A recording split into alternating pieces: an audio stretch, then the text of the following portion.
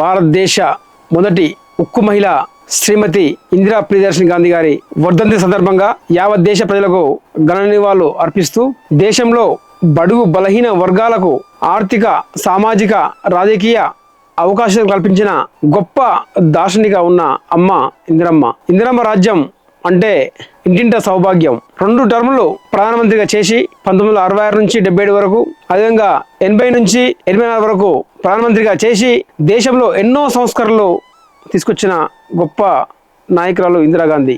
గరీబ్ హఠావో అనే పేరుతో ఈరోజు దేశ ప్రజలందరికీ అక్కను చేర్చుకొని అన్ని వర్గాలను ఈరోజు ఇందిరాగాంధీ ఇంటింటిక దైవంగా చూస్తున్నారు.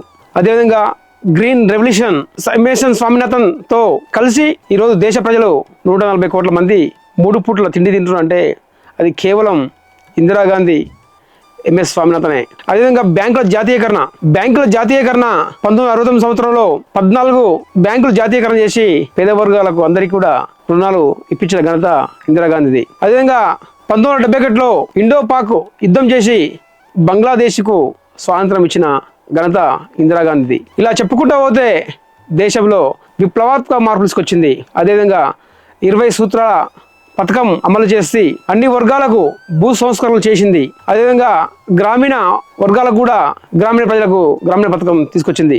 అందులో భాగంగానే ఈరోజు MG NREGA, Mahatma Gandhi national rural integrate పథకం, 100 రోజుల పనిహార పథకం, ఆ రోజు ఇందిరాగాంధీ పెట్టిన ఆలోచనే ఈరోజు గ్రామీణ పథకం, పేదరిక నిర్మూలన, అదేవిధంగా భూ సంస్కరణలు, అటవీ హక్కుల చట్టం, ఇలా చెప్పుకుంటూ పోతే అన్ని సంస్కరణలు చేసిన గొప్ప మహిళా ప్రధానమంత్రి ఇందిరాగాంధీ.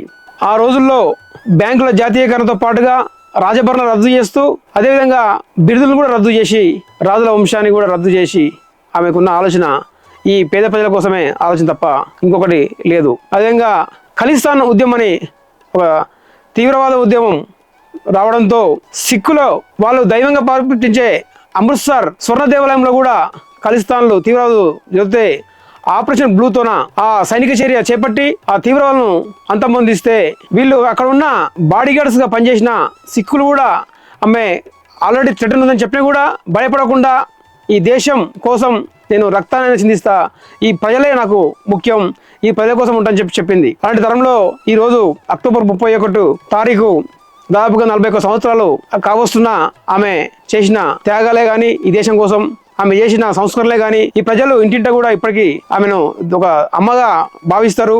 కాబట్టి ఇందిరాగాంధీ వర్ధంతి సందర్భంగా ఘన నివాళులు అర్పిస్తున్న మీ డాక్టర్ కేతూరి వెంకటేష్.